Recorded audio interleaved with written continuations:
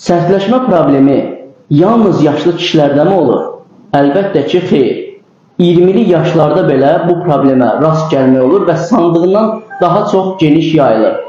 Ümumiyyətlə, sərtləşmə problemi penisin cinsi əlaqə zamanı lazımı qədər sərtləşməməsi və bu sərtləşməni sona qədər qoruyub saxlaya bilməmə, davam etdirə bilməməsinə deyilir.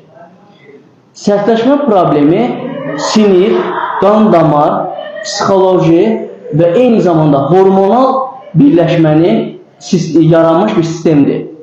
Bu sistemdən hər hansı biri çalışmarsa, bu zaman sərtləşmə problemi yarana bilər.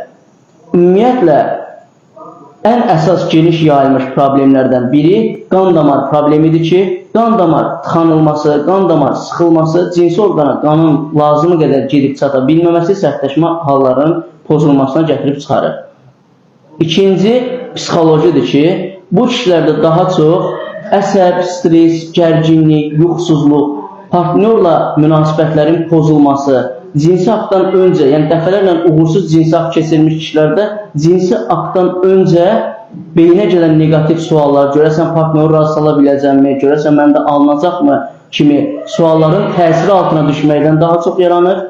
Eyni zamanda hormonal dəyişikliklər, testosteron hormonunun düşməsi istəksizlik, həvəssizlik, potensiya zəifliyi yaradır ki, bu da sərtləşmə problemi yarada bilir.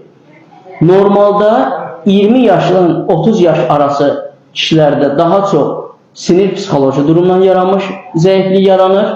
40 yaşından yuxarı kişilərdə isə qan damar problemlərindən dolayı yaranmış sərtləşmə problemi olur. Belə problem mütləq şəkildə, fərdi şəkildə danışılmalıdır və problemə uyğun müalicə təyin olunmalıdır. Bundan bağlı keçid edə bilər səhifəyə, oradan nömrəmiz qeyd olunub, daha ətraflı danışılmalıdır.